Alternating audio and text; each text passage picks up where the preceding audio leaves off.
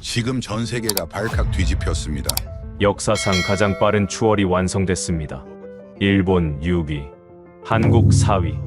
2025년 10월 국제전략연구소가 발표한 단 한 장의 종합국력평가 보고서. 70년간 굳건했던 아시아 서열이 하루아침에 무너졌습니다. GDP 13위 국가가 어떻게 종합 사위가 될 수 있나? 절대 인정할 수 없다. 이 미스터리를 풀기 위해 CNN 특파원이 서울로 향했습니다. 그리고 그는 단 3주 만에 충격적인 보고서를 발표합니다. 이건 단순한 순위 상승이 아닙니다. 일본 전역이 충격에 빠졌고 중국은 침묵했습니다. 도대체 서울에서 무슨 일이 벌어진 걸까요? 세계 4위 강대국의 숨겨진 진실, 지금 바로 폭로합니다. 금요일 오후 2시, 저는 도쿄 롭폰기에 있는 CNN 아시아 지국 사무실에서 평소처럼 일본 경제 동향 리포트를 작성하고 있었습니다. 일본 경제, 완만한 회복세 지속, 제가 쓰고 있던 기사 제목이었죠. 바로 그때 제 컴퓨터 화면에 긴급 속보 알림이 떴습니다. 국제전략연구소 국가종합력평가 발표. 별 관심 없이 클릭했습니다. 매년 나오는 보고서였으니까요. 일본은 항상 아시아 1위, 세계 3위에서 4위를 유지했고 한국은 10위권 밖이었습니다. 그런데 순위를 보는 순간 저는 얼어붙었습니다. 1위 미국, 2위 중국, 3위 독일, 4위 한국, 5위 영국, 6위 일본. 저는 모니터를 다시 봤습니다. 오타인가 싶어서요. 한국이 4위, 일본이 6위. 이게 무슨... 저는 즉시 국제전략연구소 홈페이지에 접속했습니다. 상세 보고서를 다운받아 읽기 시작했죠. 경제력 한국 1인당 GDP 48,000달러, 일본 42,000달러, 기술력 메모리 반도체 점유율, 한국 70%, 일본 8% 군사력 방산 수출액 한국 200억 달러, 일본 1억 달러, 문화력 콘텐츠 수출액 한국 150억 달러, 일본 45억 달러. 숫자들이 믿기지 않았습니다. 제가 알던 상식과 완전히 달랐으니까요. 제 휴대폰이 울렸습니다. 빅토리아 첸, CNN 아시아 총괄 편집장이었죠. 네이선, 보고서 봤어? 네. 하지만 이건 뭔가 차고? 그녀의 목소리가 차가워졌습니다. 국제전략연구소가 착오를 한다고? 네이선, 너 10년간 도쿄에서 뭘 봤어? 저는 일본의 저력을 취재해왔습니다. 일본은 여전히. 그래. 바로 그거야. 너는 계속 여전이라는 단어만 써왔어. 일본이 여전히 강하다. 여전히 기술력이 있다. 여전히 문화 대국이다. 근데 한국은? 한국은 이미 앞서가고 있었어. 저는 반박하려 했지만 할 말이 없었습니다. 본사 결정이야. 너는 서울로 간다. 서울이요? 48시간 내에 서울 도착. 한국이 어떻게 일본을 제쳤는지 현장 취재해서 특집 다큐멘터리 만들어. 그건 너무 갑작스럽습니다. 제 아파트도 있고 10년간 구축한 인맥도. 네이선? 빅토리아가 단호하게 말했습니다. 이건 선택이 아니야. 명령이야. 거부하면 해고야. 전화가 끊겼습니다. 저는 의자에 주저앉았습니다. 창밖으로 도쿄타워가 보였죠. 10년간 매일 바라보던 풍경이었습니다. 일본인 동료 다나카가 제 표정을 보고 다가왔습니다. 네이선 상, 무슨 일이에요? 서울로 발령났어요. 한국으로요? 왜요? 저는 모니터를 가리켰습니다. 다나카의 얼굴이 하얗게 질렸습니다. 이건 말도 안 돼요.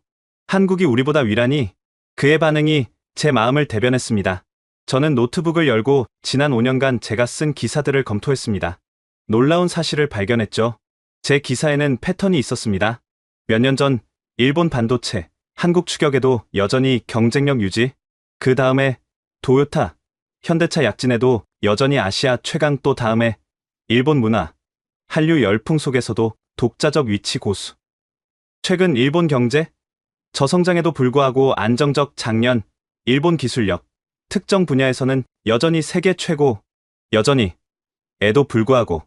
그래도 제가 쓴 건 일본의 우위를 증명하는 기사가 아니라 일본이 뒤처지지 않았다고 변명하는 기사들이었습니다.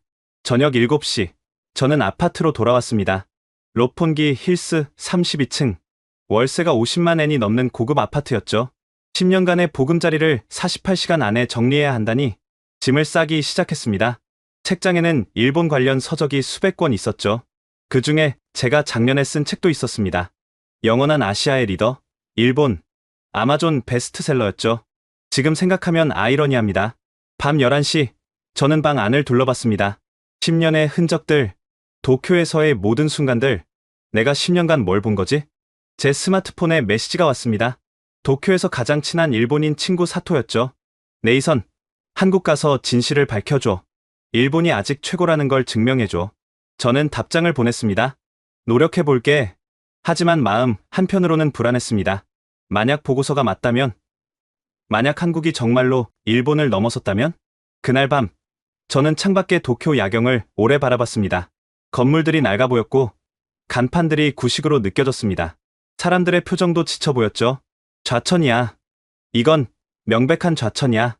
하지만 어쩌면 제가 놓치고 있던 무언가를 발견할 기회일지도 모른다는 생각이 들었습니다. 내일이면 서울입니다. 제가 그토록 무시했던 도시. 하지만 이제 세계가 인정한 4위 강대국의 수도. 저는 예감했죠. 돌아올 때의 저는 지금과 완전히 다른 사람이 될 거라고. 토요일 아침 6시. 잠을 못 잤습니다. 천장을 바라보며 지난 10년을 되돌아봤죠. 10년 전, 제가 처음 도쿄에 왔을 때만 해도 한국은 그저 일본을 따라가는 나라였습니다. 삼성이 소니를 추월했다고는 하지만 전체적인 국력은 비교가 안 됐죠. 적어도 제가 아는 한은 그랬습니다. 휴대폰이 울렸습니다. 뉴욕 본사 편집국장이었습니다. 네이선, 서울 숙소는 포시즌스 호텔로 예약해뒀어. 한국 특파원 인수인계도 너가 맡아. 잠깐, 제가 왜 한국 특파원 업무를, 너보다 한국을 모르는 사람이 또 있겠어? 10년간 옆 나라에 있으면서도 한국의 부상을 전혀 예측 못했잖아. 모욕이었습니다. 하지만 반박할 수 없었죠. 오전 9시, 저는 아파트 관리사무소에 갔습니다. 이렇게 급하게 나가시는 거예요? 관리인이 놀라며 물었습니다. 회사 발령이라서요. 서울로 가게 됐습니다. 서울이요? 요즘 한국이 대단하다던데. 오늘 뉴스 보셨어요? 저는 고개를 끄덕였습니다. 일본이 한국에 졌다니 믿기지 않네요. 관리인이 한숨을 쉬었습니다. 우리나라도 이제 끝인가 봐요. 그 말이 가슴에 박혔습니다. 일본인들의 자신감이 무너지고 있었던 겁니다. 오후 2시, 시부야에서 동료들과 송별 모임을 가졌습니다. 한국이 우리를 넘어섰다는 게 말이 돼? NHK의 사토가 사케를 마시며 말했습니다. 숫자는 거짓말하지 않아. 아사히 신문의 야마다가 태블릿을 보여줬습니다. 삼성 시총이 도요타의 3배야. LG가 소니보다 크고, 그래도 우리에겐 전통이 있잖아. 요미우리의 오가타가 말했습니다. 전통. 야마다가 쓴웃음을 지었습니다. 우리 회사 신입사원들 다 BTS 팬이야. 심지어 우리 딸도 한국어 배우고 있어. 침묵이 흘렀습니다. 네이선. 사토가 진지하게 말했습니다. 서울 가서 제대로 봐. 정말로 한국이 우리를 넘어섰는지. 그리고 우리가 배울 게 있는지도. 저녁 6시. 저는 아파트로 돌아왔습니다. 짐은 대부분 창고로 보내고 캐리어 2개의 필수품만 챙겼죠. 책상 위에 제가 쓴 책이 놓여 있었습니다. 영원한 아시아의 리더, 일본. 표지가 조롱하는 것 같았습니다. 저는 책을 집어 들었다가 다시 내려놓았습니다. 가져갈 필요가 없었죠. 이미 틀린 내용이니까요. 밤 9시, 하네다 공항으로 출발했습니다. 택시 안에서 도쿄의 야경을 바라봤죠. 10년간 제가 사랑한 도시. 하지만 오늘은 달라 보였습니다. 건물들이 오래돼 보였고, 거리는 활기가 없었습니다. 편의점도 여전히 현금 위주였고, 택시도 아직 수동 결제였죠. 일본은 20년 전에서 멈춰 있구나. 공항에 도착해서 체크인을 했습니다. 대한항공 카운터 직원이 물었습니다. 비즈니스 클래스로 업그레이드 해드릴까요? 자리가 많이 남아서요. 아니요. 이코노미로 주세요. 굳이 편하게 갈 필요가 없었습니다. 이건 좌천이니까요. 탑승 게이트에서 기다리는 동안 한국 뉴스를 검색해봤습니다. 삼성, 3나노, 공정 양산 성공, 현대차, 유럽 전기차 시장 점유율 2, K무기, 폴란드 추가 수출 계약, 블랙핑크, 전 세계 투어 매출 신기록, 모든 뉴스가 한국의 성공을 말하고 있었습니다. 내가 정말 10년간 아무것도 못 본 건가? 비행기에 탑승했습니다. 옆자리에는 한국인 비즈니스맨이 앉아 있었죠. 도쿄에서 사업하세요? 그가 먼저 말을 걸었습니다. 아니요, 기자입니다. CNN 특파원이에요. 아, 그럼 오늘 발표 때문에 서울 가시는 거예요? 네, 뭐. 그렇죠. 저도 봤어요. 드디어 한국이 일본을 넘어섰네요. 그가 미소 지었습니다. 사실 예상했던 일이에요. 예상했다고요? 제가 양쪽에서 사업을 하는데요. 5년 전부터 확실히 달랐어요. 일본은 결정이 너무 느려요. 한국은 하루면 끝나는 일을 일본은 한 달 걸려요. 그게 신중한 거 아닌가요? 신중함과 답답함은 달라요. 세상이 얼마나 빨리 변하는데 팩스로 서류 보내고 도장 찍고 그 사이 한국 기업들은 이미 세계 시장 차지하고 있어요. 그의 말이 맞았습니다. 제가 일본의 신중함이라고 포장했던 것들이 사실은 변화를 거부하는 관성이었던 거죠. 한국은 다를까요? 제가 물었습니다. 직접 보시면 알아요. 특히 디지털 인프라는 차원이 달라요. 일본이 2010년이면 한국은 2030년이에요. 비행기가 이륙했습니다. 창밖으로 도쿄의 불빛이 멀어졌죠. 2시간. 단 2시간 후면 저는 서울에 도착합니다. 제가 10년간 무시하고 외면했던 도시. 하지만 이제는 인정해야 했습니다. 세계가 인정한 4위 강대국의 수도라는 것을. 기내 와이파이로 마지막 이메일을 확인했습니다. 빅토리아가 보낸 메시지였죠. 네이선, 선입견을 버려. 그리고 있는 그대로를 봐. 너가 10년간 놓친 것들을 이제라도 발견하길 바라. 저는 창밖을 바라봤습니다. 구름 아래로 불빛이 보이기 시작했죠. 서울이었습니다. 밤 11시 15분. 인천공항에 착륙했습니다. 비행기에서 내리자마자 첫 번째 충격을 받았습니다. 게이트에서 입국장까지 가는 통로가 예술 작품 같았던 겁니다. 천장에는 미디어 아트가 흐르고 있었고 통로 양옆에는 한국 전통 문양이 현대적으로 재해석되어 있었죠. 공항 통로가 이렇게 아름다울 필요가 있나? 하지만 이건 시작에 불과했습니다. 입국 심사장에 도착했을 때 두 번째 충격이 왔습니다. 외국인 줄이 거의 없었던 겁니다. 앞에 서 있던 프랑스 관광객에게 물었습니다. 왜 이렇게 한산하죠? 한국인들은 자동 입국 심사대를 써요. 얼굴만 보여주면 10초 만에 통과하죠. 우리 같은 외국인도 사전 등록하면 자동으로 가능해요. 일본은 아직도 입국 심사에 30분씩 걸리는데 제 차례가 왔습니다. 심사관이 여권을 스캔하자 제 정보가 화면에 즉시 떴습니다. CNN 기자님이시군요. 한국 취재 오신 건가요? 네. 특별 프로젝트 때문에 왔습니다. 국제전략연구소 발표 관련인가요? 심사관이 미소 지었습니다. 오늘도 외국 기자분들 많이 오셨어요. 도장 쾅. 20초 만에 끝났습니다. 수화물 찾는 곳으로 가는 길. 또 놀랐습니다. 실시간으로 가방이 어디쯤 오고 있는지 화면에 표시되고 있었던 겁니다. 5번 컨베이어 벨트. 2분 후 도착 예정. 정확히 2분 후 제 캐리어가 나왔습니다. 총 8분. 도쿄에서는 최소 30분이었는데 세관을 통과하고 도착 로비로 나왔습니다. 밤 11시 40분인데도 환하고 활기찼죠. 환전소를 찾았지만 직원이 고개를 저었습니다. 현금은 거의 필요 없으실 거예요. 한국은 99% 카드나 모바일 결제예요. 길거리 포장마차도 카드 받아요. 그래도 혹시 모르니까 10만 원만 바꿔주세요. 공항철도 타는 곳으로 향했습니다. 표를 사려고 매표소를 찾았지만 없었습니다. 대신 곳곳에 있는 기계에서 교통카드를 샀죠. 외국인이시면 이 카드가 편해요. 안내 직원이 설명했습니다. 지하철, 버스, 택시, 편의점 다 됩니다. 하나로 다 된다고요? 네. 심지어 자판기도 되고 공공 화장실 휴지도 이걸로 살 수 있어요. 일본은 아직도 스이카, 파스모, 이코카 지역마다 카드가 달랐는데 플랫폼에서 기차를 기다리며 주변을 둘러봤습니다. 새벽인데도 사람들이 제법 있었죠. 그런데 모두가 스마트폰을 보고 있었습니다. 일본과 비슷하네. 그런데 자세히 보니 달랐습니다. 일본 사람들은 게임을 하거나 만화를 보는 경우가 많은데 여기 사람들은 뉴스를 보거나 업무를 처리하고 있었습니다. 직통열차가 도착했습니다. 문이 열리자 내부가 보였는데 비행기 내부 같았습니다. 좌석마다 개인 테이블이 있고 USB 포트는 기본이고 심지어 노트북 전원 콘센트까지 있었죠. 자리에 앉자 와이파이가 자동으로 연결됐습니다. 속도를 테스트해보니 300mbps. 일본 신칸센보다 빨랐습니다. 창밖 풍경을 보며 놀랐습니다. 새벽인데도 곳곳에 불빛이 켜져 있었고 높은 아파트들이 끝없이 이어졌습니다. 이게 진짜 한국이야? 10년 전엔 이렇지 않았는데 옆자리에 앉은 한국인 청년이 노트북으로 뭔가 작업을 하고 있었습니다. 화면을 흘깃 보니 코딩을 하고 있었죠. 개발자세요? 제가 영어로 물었습니다. 네. 스타트업에서 일해요. 그가 유창한 영어로 답했습니다. 미국 회사와 협업 중이라 시차 때문에 이 시간에 일하고 있어요. 새벽에도 일하시네요. 한국 스타트업은 24시간 돌아가요.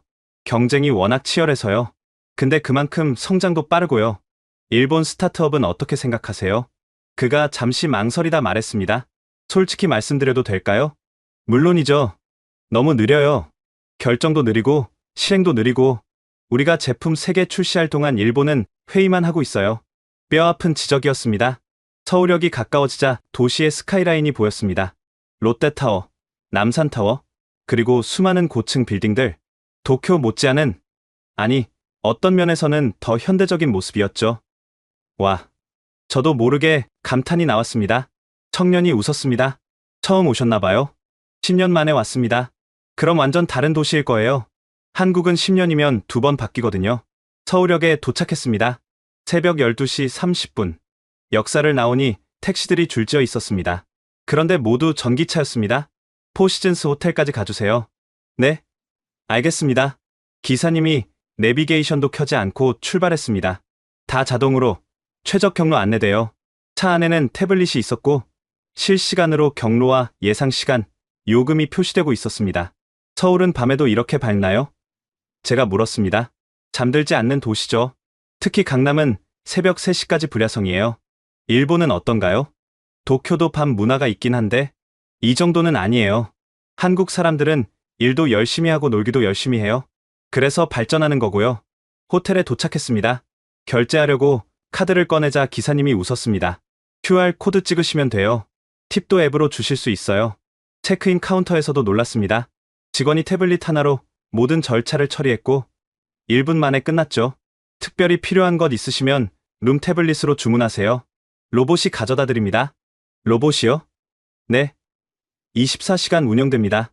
엘리베이터를 타고 올라가며 생각했습니다. 이게 정말 내가 알던 한국인가? 방에 들어가니 더 놀랐습니다.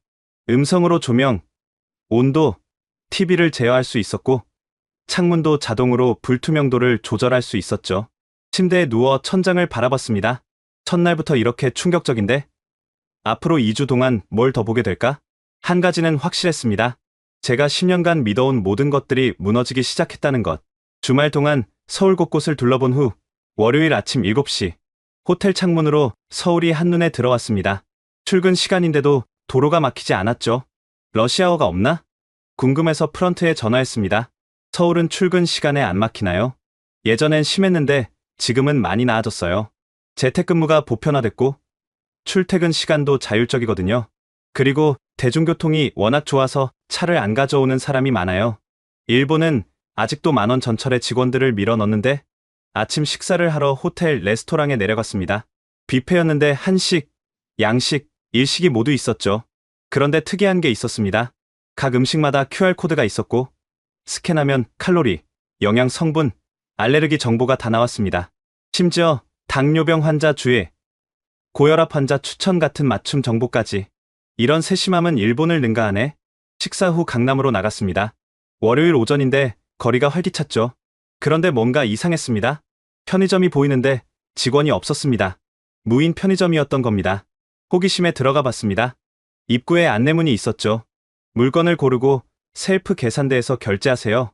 현금 결제 시커스름돈은 직접 가져가세요. 현금을 그냥 둔다고? 계산대를 보니 정말 현금 박스가 열려 있었습니다.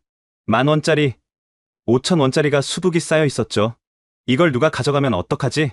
바로 그때 한국인 아주머니가 들어왔습니다. 김밥과 커피를 고르더니 계산대에서 10,000원을 넣고 거스름돈 3,000원을 직접 꺼내갔습니다. 저는 충격을 받았습니다. 저기, 죄송한데요. 제가 영어로 물었습니다. 도둑이 없나요? 아주머니가 어리둥절한 표정으로 저를 봤습니다. 도둑이요? 왜 남의 돈을 가져가요? 하지만 감시하는 사람도 없고, 에이, 다 CCTV 있잖아요. 그리고 남의 돈 훔치면 안 되죠. 그게 상식이잖아요.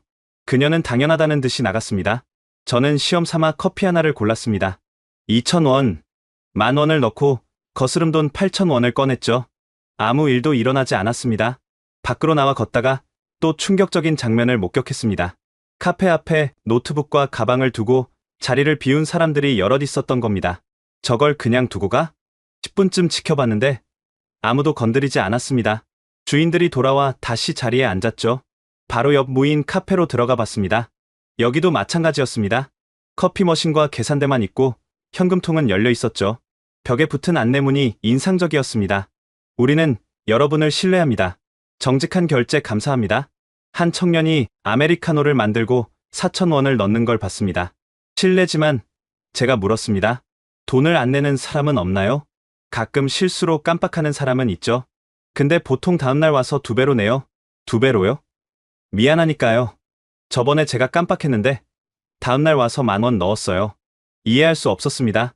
일본도 정직한 나라로 유명한데 이 정도는 아니거든요. 청년이 웃었습니다. 일본은 규칙이 있어서 지키는 거고 한국은 그냥 양심의 문제예요. 남이 보든 안 보든 정직한 거죠. 점심시간이 되자 직장인들이 쏟아져 나왔습니다.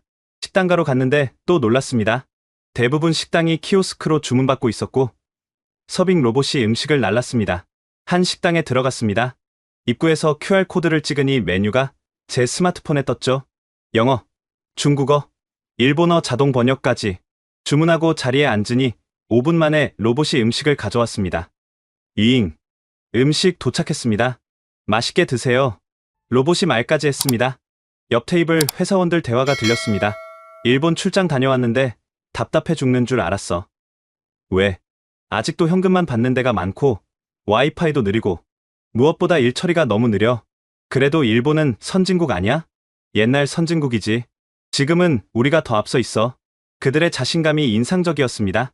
식사 후 테헤랄로를 걸었습니다. 한국의 실리콘밸리라고 불리는 곳이죠. 높은 빌딩마다 IT 기업들이 입주해 있었고 1층에는 스타트업 카페와 코워킹 스페이스가 즐비했습니다. 한 코워킹 스페이스에 들어가 봤습니다. 24시간 운영, 무료 커피, 초고속 인터넷, 3D 프린터, 수면실까지. 하루 이용권 얼마예요?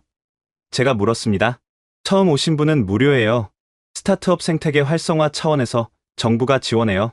정부가 지원한다고? 매니저가 설명했습니다. 한국 정부는 스타트업을 국가 전략 산업으로 봐요. 규제 샌드박스, 세금 혜택, 투자 매칭까지 다 지원하죠. 일본은 규제가 너무 많아서 저희도 예전엔 그랬어요. 근데 10년 전부터 완전히 바뀌었죠. 이제는 일단 해보고 문제 생기면 규제하자는 주의예요. 저녁이 되자 강남역 근처는 더 활기찼습니다. 거리 공연, 팝업 스토어, 푸드 트럭, 모든 게 역동적이었죠. 특히 인상적인 건 밤 10시가 넘었는데도 여성들이 혼자 돌아다닌다는 거였습니다. 안전한가 봐요? 제가 커피숍 직원에게 물었습니다. 한국은 세계에서 가장 안전한 나라 중 하나예요. 범죄율도 낮고 CCTV도 많고 무엇보다 시민 의식이 높아요. 밤 11시 편의점에 들렀습니다. 여기도 무인이었죠. 다시 한번 현금 박스를 봤습니다. 아침보다 돈이 더 많이 쌓여 있었습니다. 하루 종일 이렇게 돈이 있었는데 아무도 안 가져갔다고? 옆에 있던 대학생에게 물었습니다. 이거 정말 안전한가요? 당연하죠.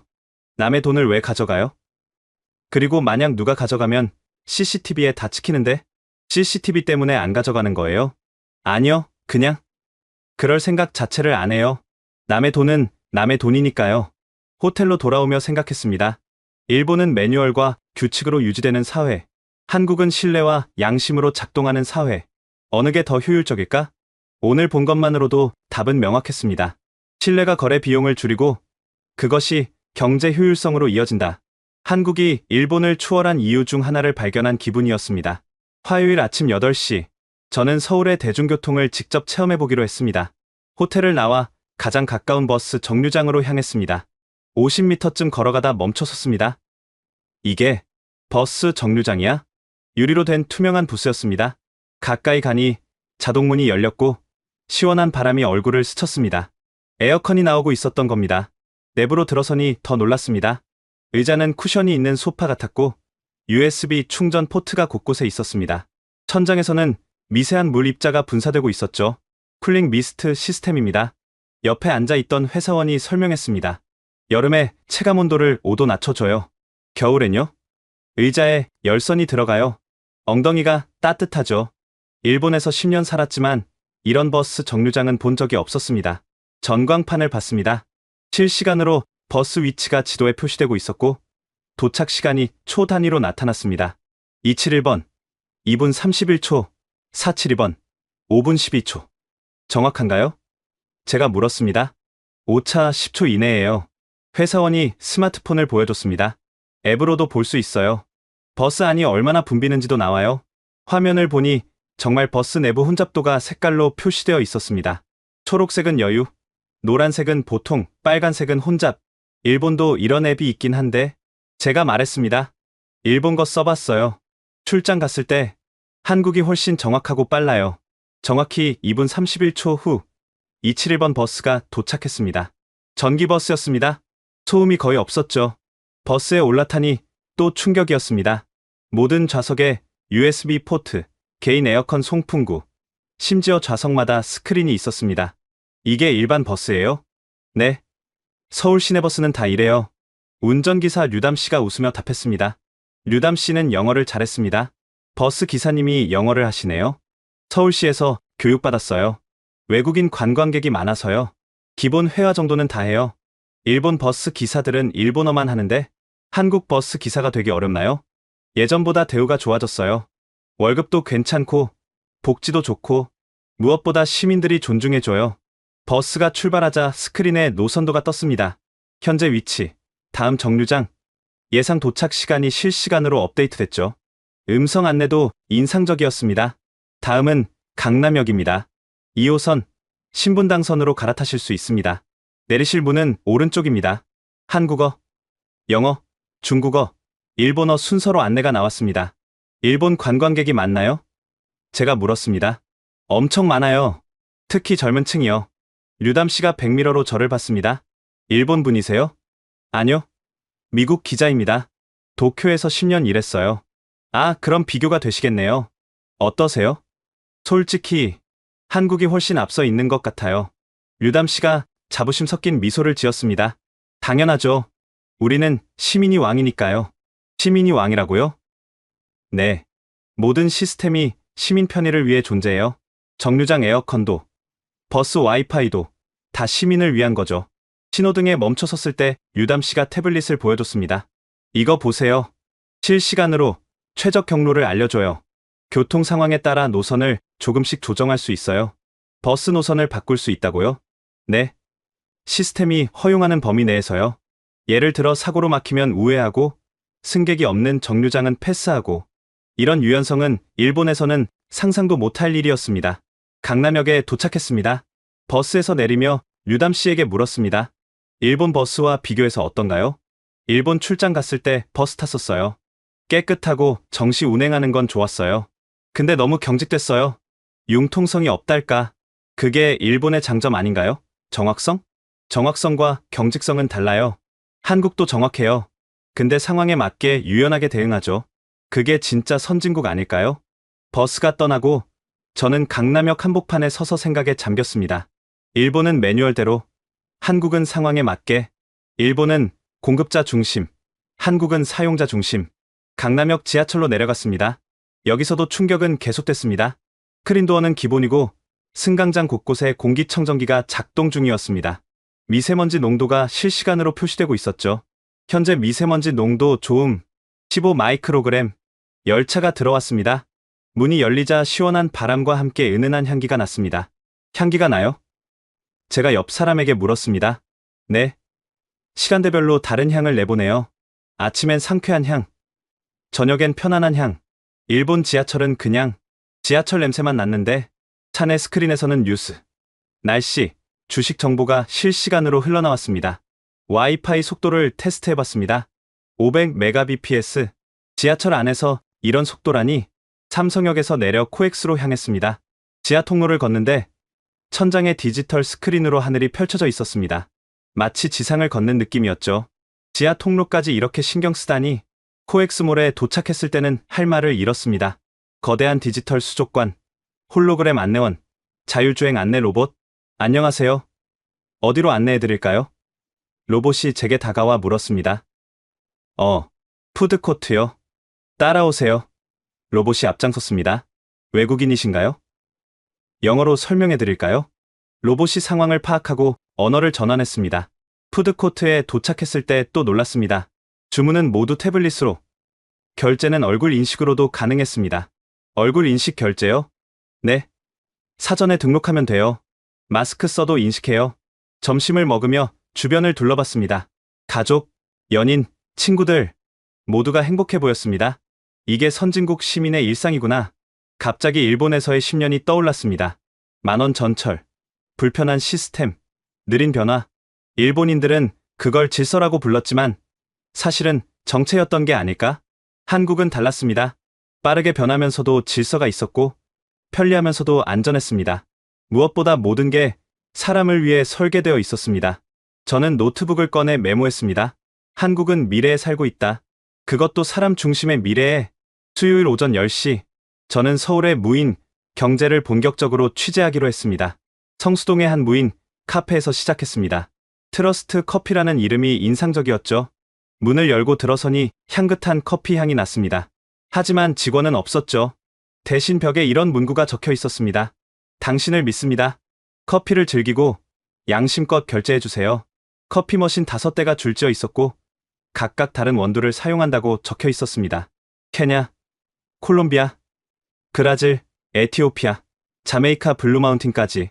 자메이카 블루마운틴을 무인 카페에서 가격표를 봤습니다. 블루마운틴 8,000원.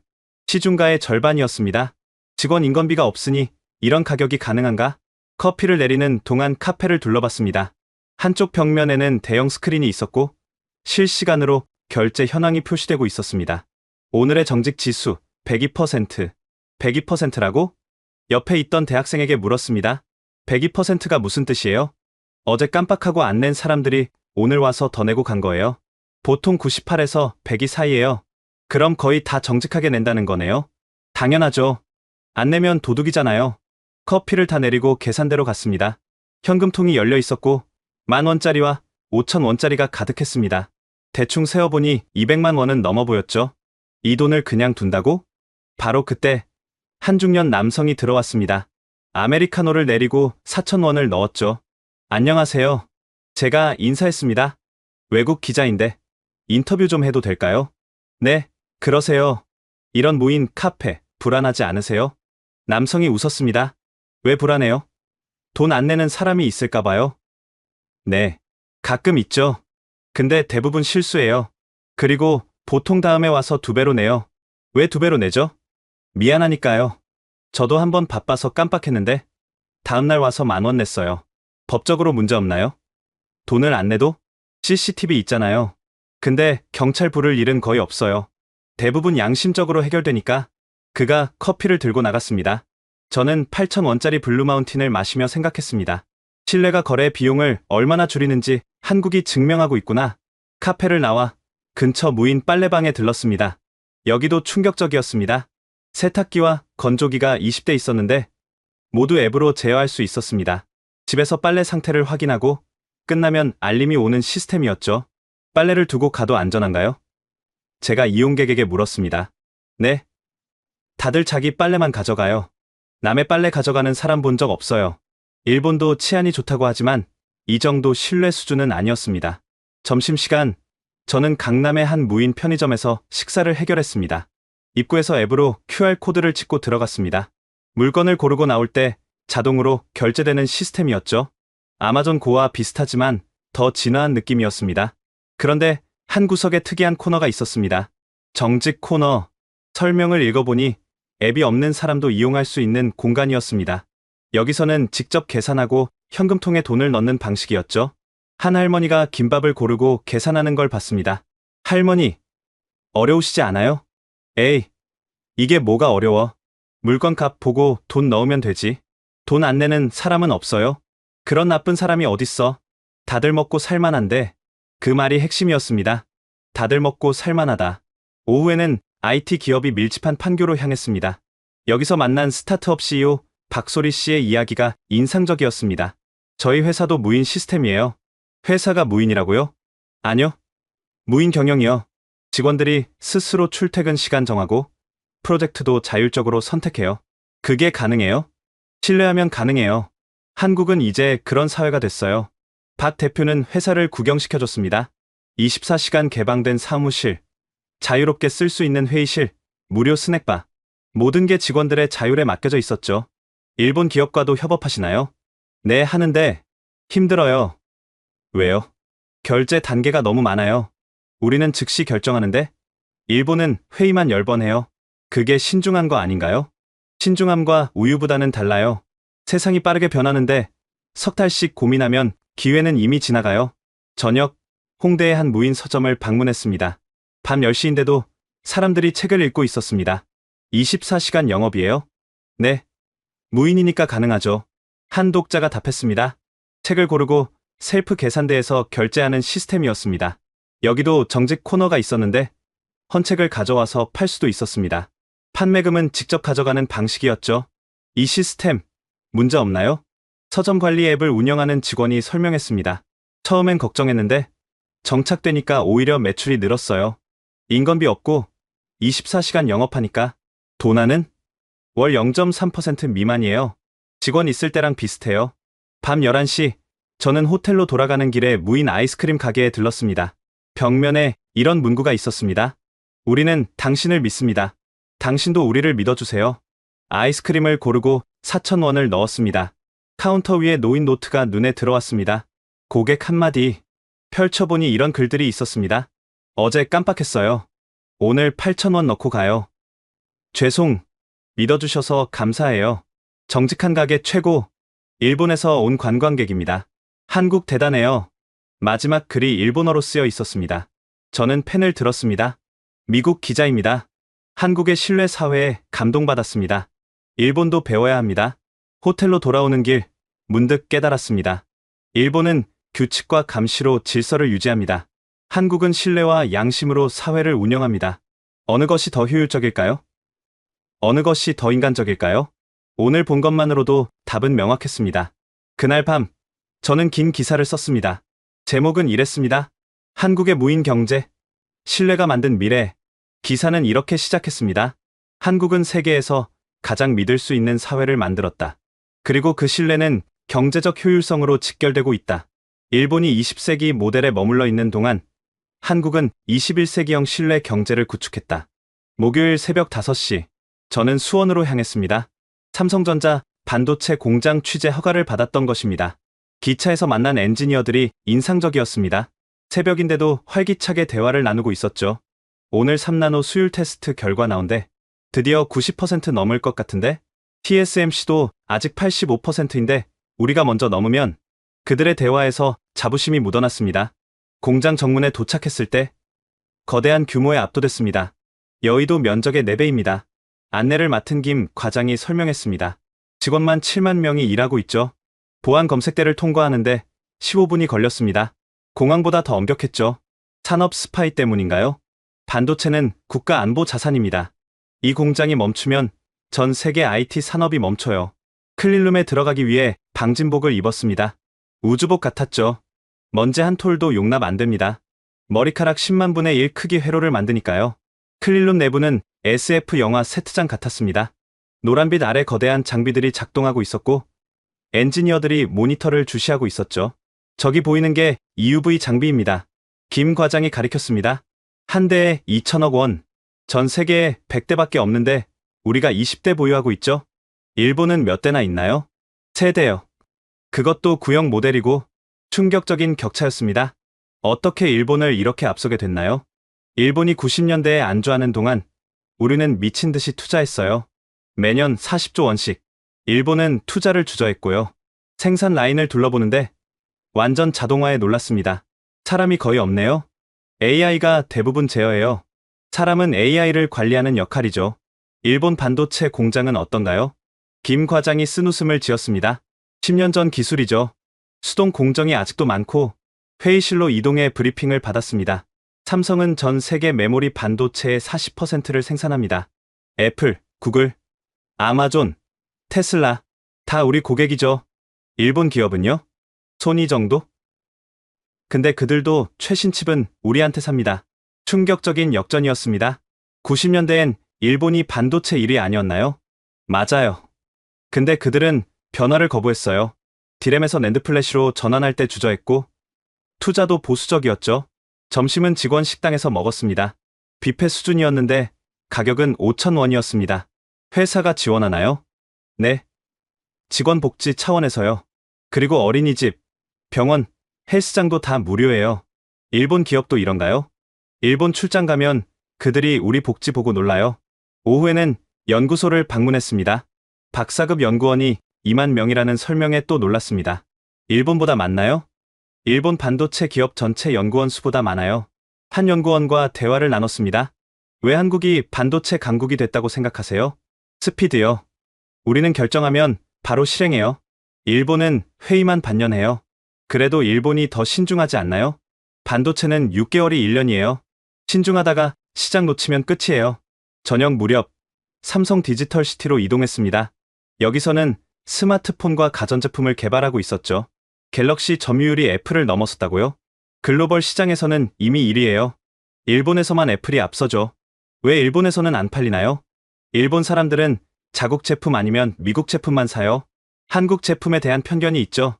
품질이 떨어져서가 아니고 개발자가 웃었습니다. 저희가 애플에 디스플레이 공급해요. 아이폰 화면이 삼성 제품이에요. 아이러니였습니다. 전시관에서 미래 기술을 봤습니다. 투명 OLED, 접히는 화면, 홀로그램 디스플레이. 이건 언제 상용화되나요? 2, 3년 내요. 일본은 아직 개발도 못하고 있죠. 밤 9시 공장을 나오며 뒤돌아봤습니다. 24시간 불이 꺼지지 않는 공장. 세계 경제의 심장이었죠. 일본이 이걸 보면 뭐라고 할까요? 제가 물었습니다. 김 과장이 답했습니다. 작년에 일본 경제산업성 관료들이 견학 왔어요. 다들 말을 잃더라고요. 뭐라고 하던가요? 우리가 언제 이렇게 뒤처진 거지? 라고요. 호텔로 돌아오는 기차 안에서 정리했습니다. 일본, 과거의 영광의 안주. 한국, 미래의 과감한 투자. 일본, 신중하지만 느린 결정. 한국, 빠르고 과감한 실행. 일본, 폐쇄적 기업 문화. 한국, 개방적 글로벌 전략. 격차는 이미 너무 벌어져 있었습니다. 그날 밤, 도쿄의 일본 기자 친구에게서 전화가 왔습니다. 네이선, 삼성 공장 어땠어? 충격적이었어. 일본이 따라잡을 수 있을까? 긴 침묵 후 그가 답했습니다. 솔직히 불가능할 것 같아. 금요일 아침 저는 경기도 파주로 향했습니다. 한국방산 전시관을 취재하기 위해서였죠. 가는 길에 택시 기사님과 대화를 나눴습니다. 방산 전시관 가시네요? 요즘 외국인들 엄청 와요. 군인들인가요? 아니요. 바이어들이요. 무기 사러 오는 사람들. 한국 무기가 그렇게 잘 팔리나요? 폴란드가 K2 전차 1000대 샀잖아요. 천문학적인 금액이에요.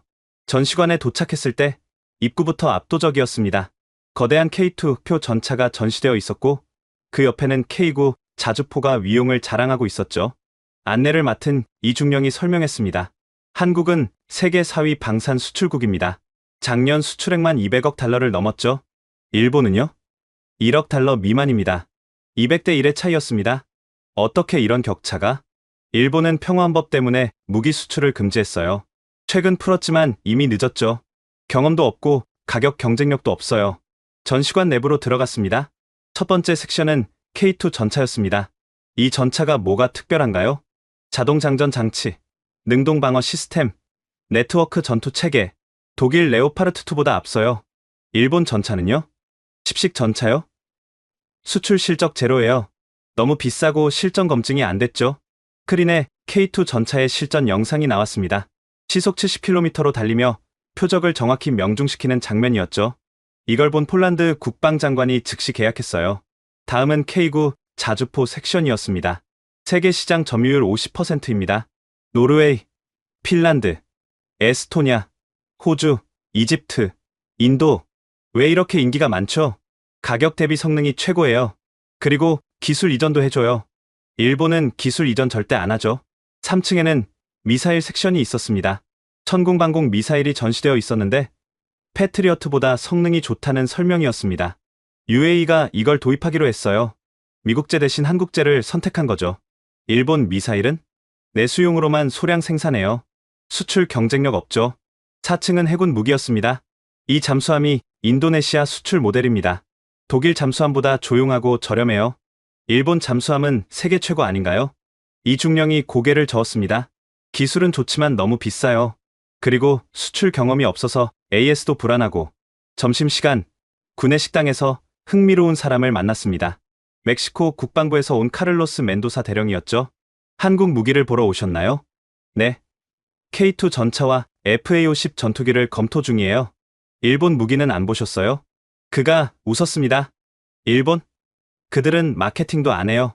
카탈로그조차 영어로 없더라고요. 품질은 어떤가요? 품질이 좋아도 팔 생각이 없으면 무슨 소용이에요? 한국은 우리 요구에 맞게 커스터마이징도 해주고 정비 교육도 해줘요. 오후에는 시뮬레이션 센터를 방문했습니다. 가상현실로 K2 전차를 조종해 볼 수 있었죠. 이 시뮬레이터도 수출하나요? 네. 훈련 패키지로 같이 팔아요. 일본은 이런 토털 솔루션이 없죠. 한 폴란드 군 관계자와 대화를 나눴습니다. 왜 한국 무기를 선택했나요? 첫째, 실전 검증. 한국은 70년간 실전 대비해왔잖아요. 둘째, 가격. 독일 전차의 70% 가격이에요. 셋째, 납기. 한국은 약속을 지켜요. 일본 무기는 검토 안 했나요? 했죠. 근데 일본은 수출 허가 받는 데만 2년 걸린대요. 우리는 내년에 필요한데. 전시관 마지막 섹션은 미래 무기였습니다. 드론, 무인 전투 차량, 레이저 무기, 이것도 개발 중인가요? 이미 시제품 단계예요. 2, 3년 내 실전 배치됩니다. 일본은? 아직 계획 단계죠. 저녁 무렵 야외 전시장을 둘러봤습니다. FA-50 경공격기가 전시되어 있었는데 말레이시아와 필리핀이 이미 도입했다는 설명이었습니다. 이 전투기의 장점이 뭐죠? 가격이 F-16의 절반이에요. 성능은 80% 수준이고요. 가성비 최고죠. 일본 전투기는? F2요? 자국용으로만 소량 생산했어요. 수출형이 없죠. 전시관을 나오며 이 중령에게 물었습니다. 한국이 어떻게 이렇게 빨리 방산 강국이 됐나요? 절박함이죠. 북한과 대치하고 있으니까. 그리고 제조업 강국이니까 가능했어요. 일본도 제조업 강국인데? 일본은 민수용만 잘해요. 군수는 경험이 없죠. 그리고 너무 완벽주의예요. 100% 만들려다 시기를 놓쳐요. 돌아오는 길, 한국군 퇴역 장군을 만났습니다. 일본 자위대와 비교하면 어떤가요? 장비는 우리가 앞서요. 훈련도 우리가 더 실전적이고, 일본이 전쟁 경험이 없어서 그것도 있고, 마인드가 달라요. 우리는 생존이 걸렸지만, 그들은 그저 직업이죠. 호텔로 돌아와 정리했습니다. 한국, 실전 경험 더하기 제조업 역량은 방산 강국. 일본, 평화헌법 더하기 수출 경험 부재는 방산 후진국. 그날 밤 놀라운 뉴스를 봤습니다. 루마니아, K9 자주포 300문 추가 구매 결정. 한국 방산 수출, 올해 250억 달러 돌파 전망. 반면 일본 뉴스는 일본 방위성, 무기 수출 규제 완화 검토. 여전히 진전 없어. 격차는 좁혀지기는커녕 더 벌어지고 있었습니다. 며칠간의 추가 취재를 마치고 월요일 오후 2시 서울대학교 국제대학원. 저는 200명의 학생들 앞에 서 있었습니다. 21세기 강대국의 조건이라는 주제로 특강을 요청받았던 것입니다. 강태원 교수가 저를 소개했습니다. 네이선 브룩스 기자는 10년간 도쿄에서 일본을 취재했고 지난 2주간 한국을 집중 취재했습니다. 오늘은 그 비교 관점을 들려주실 겁니다. 박수 소리가 울렸습니다. 하지만 학생들의 눈빛은 날카로웠죠. 저는 심호흡을 하고 말을 시작했습니다. 2주 전, 저는 한국이 일본을 넘어섰다는 보고서를 믿지 않았습니다. 10년간 도쿄에서 일본의 우수성을 취재해온 저에게 그건 불가능한 일이었죠. 학생들이 집중했습니다. 하지만 지난 2주간 제가 본 한국은 제 모든 선입견을 깨뜨렸습니다. PPT를 띄웠습니다. 제가 찍은 사진들이었죠. 이것은 서울의 무인 편의점입니다. 현금 박스가 열려있죠. 일본도 치안이 좋지만 이 정도 신뢰 사회는 아닙니다. 다음 슬라이드. 버스 정류장 에어컨. 일본은 아직도 그냥 벤치만 있습니다. 다음 슬라이드. 삼성 3나노 공정. 일본은 10나노도 힘듭니다. 다음 슬라이드. K2 전차 폴란드 수출. 일본 전차 수출 실적은 제로입니다. 학생들이 웅성거렸습니다. 한 학생이 손을 들었습니다. 그럼 일본은 왜 뒤처진 거죠? 좋은 질문이었습니다. 일본은 90년대 이후 변화를 거부했습니다. 잃어버린 30년 동안 과거의 성공 방식을 고수했죠.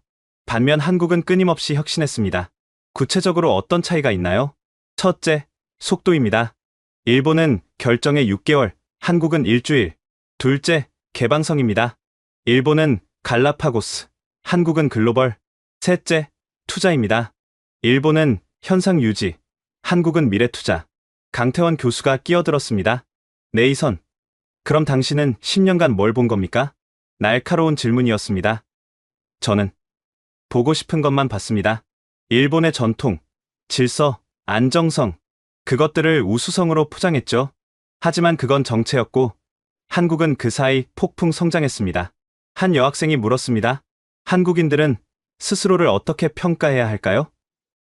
아직도 많은 한국인이 일본을 선진국으로 봅니다. 그게 가장 놀라운 점입니다. 한국은 이미 일본을 넘어섰는데 한국인들은 모르는 것 같아요. 왜 그럴까요? 겸손함? 아니면 과거의 기억? 모르겠어요. 하지만 확실한 건 객관적 지표로 한국이 앞섭니다. 토론이 뜨거워졌습니다. 일본에도 장점이 있지 않나요? 한 남학생이 물었습니다. 물론입니다. 장인 정신, 디테일, 서비스 정신.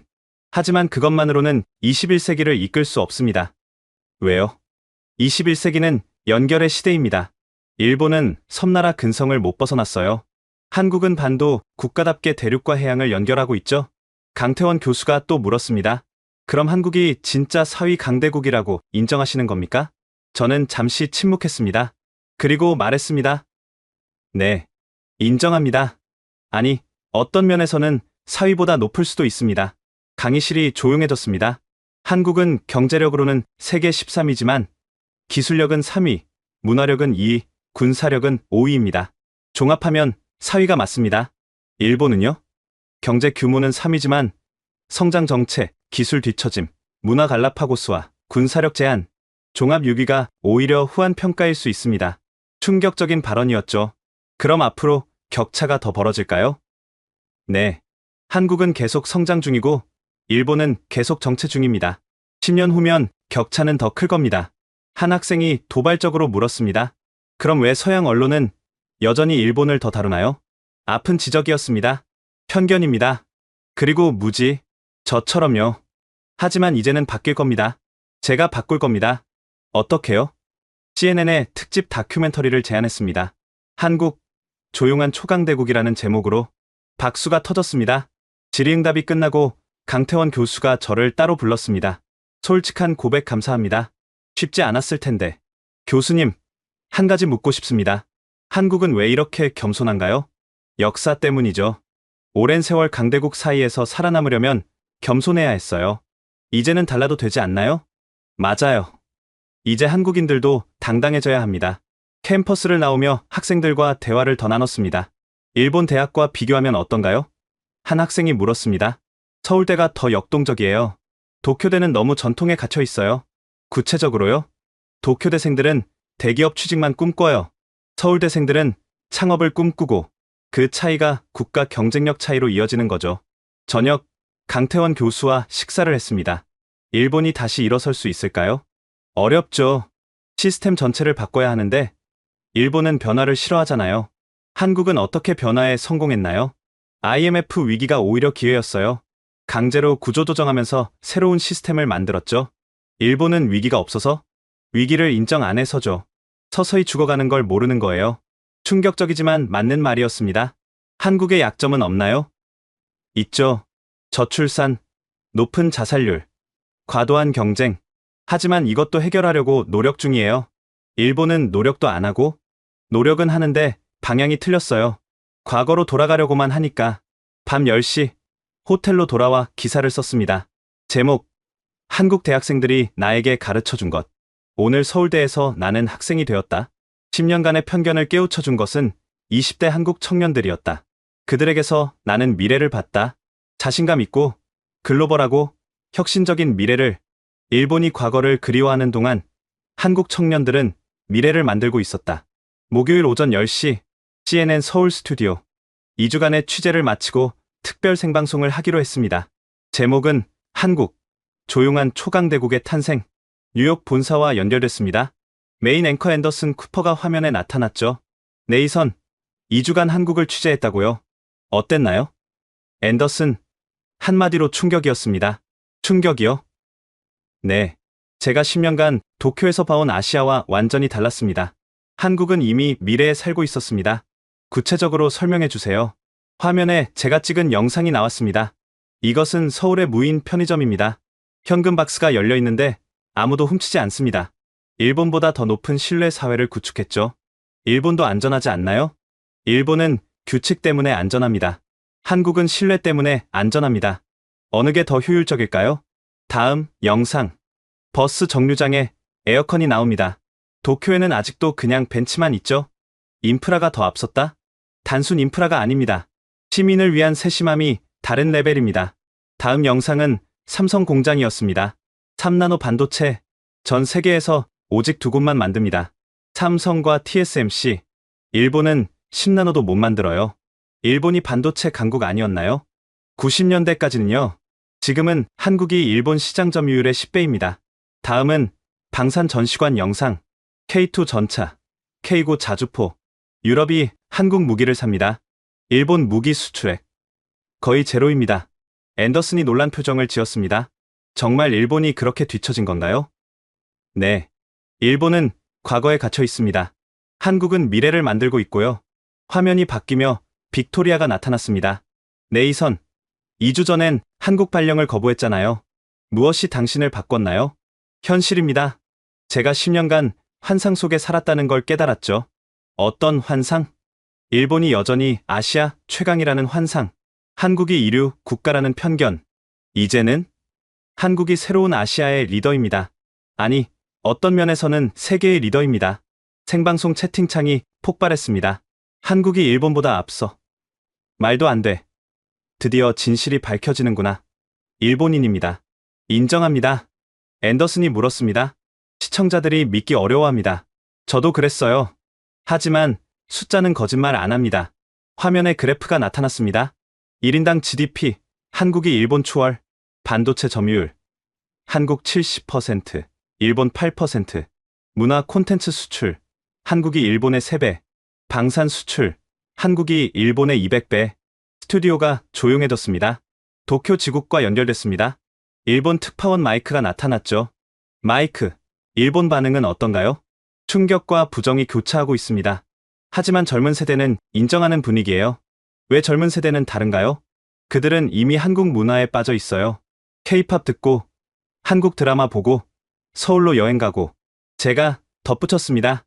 문화가 인식을 바꾸고 있습니다. 일본 젊은이들에게 한국은 더 이상 아래가 아닙니다. 동경의 대상이죠. 중국 베이징과도 연결됐습니다. 중국은 한국을 어떻게 보나요? 위협적인 경쟁자로 봅니다. 특히 기술과 문화에서요. 놀라운 평가였습니다. 생방송이 끝나갈 무렵 앤더슨이 마지막 질문을 했습니다. 네이선, 한국의 성공 비결이 뭘까요? 저는 잠시 생각했습니다. 첫째, 스피드. 빠른 결정과 실행. 둘째, 개방성. 글로벌 스탠다드 수용. 셋째, 교육열. 인적 자원이 곧 국력. 넷째, 위기를 기회로. IMF를 혁신의 계기로. 다섯째, 미래 투자. 당장보다 10년 후를 봄. 일본은 왜 못했을까요? 변화를 거부했기 때문입니다. 성공의 경험이 오히려 덫이됐죠. 방송이 끝났습니다. 1시간 만에 조회수 500만을 돌파했고 전 세계에서 화제가 됐습니다. 미국 대통령이 소셜미디어에 글을 올렸습니다. 한국의 성공을 축하한다. 미국도 한국에서 배워야 한다. 특히 교육과 인프라 투자를. 일본 총리도 긴급 성명을 발표했습니다. 일본은 겸허히 현실을 인정하고 한국에서 배우겠다. 한국 대통령은 이렇게 말했습니다. 우리는 이제 시작일 뿐이다. 계속 혁신하고 도전하겠다. 그날 밤 수많은 메일을 받았습니다. 당신이 진실을 말해줘서 감사합니다. 10년간 편견에 갇혀있던 건 나도 마찬가지였습니다. 한국을 다시 보게 됐습니다. 하지만 가장 인상적인 건 한국 대학생이 보낸 메일이었습니다. 우리도 우리가 이렇게 대단한 줄 몰랐어요. 알려주셔서 감사합니다. 금요일 오후 호텔 라운지에서 커피를 마시고 있었습니다. CNN 생방송 이후 전 세계가 들썩이고 있었죠. 스마트폰이 울렸습니다. 도쿄의 친구 사토였습니다. 네이선? 봤어? 뭘? 너의 방송. 일본 전체가 봤어. 반응이 어때? 긴 침묵 후 그가 말했습니다. 처음엔 분노했어. 배신감도 들었고. 하지만, 너가 맞아. 우리가 부정하고 싶었던 현실이야. 충격적인 인정이었습니다. 일본이 어떻게 해야 할까? 먼저 인정해야지. 한국이 앞섰다는 걸. 그리고 배워야 해. 일본인 자존심이 허락할까? 젊은 세대는 이미 하고 있어. 한국 스타트업에서 일하려는 일본인이 늘고 있거든. 정말이었습니다. 링크드인을 확인해보니 서울 구직 검색이 일본에서 500% 증가했더군요. 오후 3시 예상치 못한 방문객이 찾아왔습니다. 일본 NHK 프로듀서 야마다였습니다. 도쿄에서 왔어요. 왜? 다큐멘터리를 만들려고요. 한국에서 배우자라는. 일본이 한국에서 배운다? 네. 이미 경영진 승인받았어요. 일본도 변해야 한다고. 놀라운 변화였습니다. 무엇부터 다룰 건가요? 디지털 전환, 스타트업 생태계, 신뢰 경제, 다 배울 게 많네요. 저녁 한국 언론사들과 간담회를 가졌습니다. 조선일보 기자가 물었습니다. 일본이 정말 한국을 인정할까요? 젊은 세대는 이미 인정했어요. 문제는 기성세대죠. 변할까요? 변하지 않으면 도태됩니다. 그들도 알아요. 중앙일보 기자가 물었습니다. 한국이 계속 앞서갈까요? 계속 혁신한다면요. 단, 자만하면 일본처럼 됩니다. 좋은 지적이었습니다. 밤 9시, 도쿄대 교수인 다나카에게서 이메일이 왔습니다. 네이선, 당신 방송을 교재로 쓰려고 합니다. 학생들에게 현실을 보여주고 싶어요. 반발 없을까요? 있겠죠. 하지만 진실은 진실이니까. 다음날 아침, 일본 주요 신문을 확인했습니다. 요미우리, 한국에서 배울 때, 아사히, 일본의 잃어버린 30년, 한국의 도약 30년, 니혼게이자이, 한국 모델 연구 시급, 패러다임이 바뀌고 있었습니다. 오전 11시, 삼성전자 임원을 만났습니다. 일본 기업들이 협력 제안을 쏟아내고 있어요. 어떤? 기술 이전, 합작 투자, 인재 교류, 30년 만에 입장이 바뀌었죠. 받아들일 건가요? 선별적으로요. 일본에도 배울 게 있으니까. 성숙한 태도였습니다. 오후, 서울대 강태원 교수를 다시 만났습니다. 일본 대학들이 한국 대학과 교류를 원한대요. 좋은 일이죠. 근데 조심해야 해요. 일본의 실수를 반복하지 말아야죠. 어떤 실수? 오만함. 성공에 취해 혁신을 멈추는 것. 맞는 말이었습니다. 저녁, 일본 젊은이들을 만났습니다. 서울로 워킹홀리데이 온 그룹이었죠. 왜 서울을 선택했어요? 도쿄는 지루해요. 서울은 다이내믹해요. 일하기는 어때요? 힘들지만 재밌어요. 빠르게 성장하는 느낌? 일본으로 돌아갈 건가요? 글쎄요. 서울이 더 미래적인데 세대 이동이 시작되고 있었습니다. 밤 11시 호텔바에서 혼자 생각에 잠겼습니다. 2주 전 저는 좌천이라고 생각하며 서울에 왔습니다. 이제는 다릅니다. 이곳이야말로 미래의 중심이었습니다. 도쿄. 그곳은 박물관이 되어가고 있었죠. 마지막 메일을 확인했습니다. MIT 교수가 보낸 거였습니다. 네이선, 당신 리포트 덕분에 우리도 한국 연구를 시작했어. 21세기 발전 모델로 한국만 한 게 없더군. 저는 답장을 보냈습니다. 늦기 전에 시작하길. 한국은 계속 달려가고 있으니까. 지금까지 세계 4위 강대국이 된 한국의 놀라운 변화를 미국 기자 네이선 브룩스의 시선으로 들어보셨습니다. 어떠셨나요? 10년간 일본을 최고로 믿었던 기자가 단 2주 만에 한국 앞에 무릎 꿇은 이야기. 이것은 단순한 한 개인의 인식 변화가 아닙니다. 전 세계가 한국을 다시 보기 시작했다는 신호입니다. 여러분은 이미 이 놀라운 나라에 살고 있습니다. 매일 당연하게 여기는 일상이 사실은 전 세계가 부러워하는 미래라는 것을 기억하세요. 한국의 진짜 가치를 전 세계에 알리기 위해 이 영상을 공유해주세요. 우리가 얼마나 대단한 일을 해내고 있는지 더 많은 사람들이 알아야 합니다. 구독과 좋아요도 잊지 마시고요. 다음에는 더욱 놀라운 한국의 성공 스토리로 찾아뵙겠습니다. 지금까지 코리아 원더풀이었습니다. 감사합니다. 감사합니다. 감사합니다. 감사합니다. 감사합니다.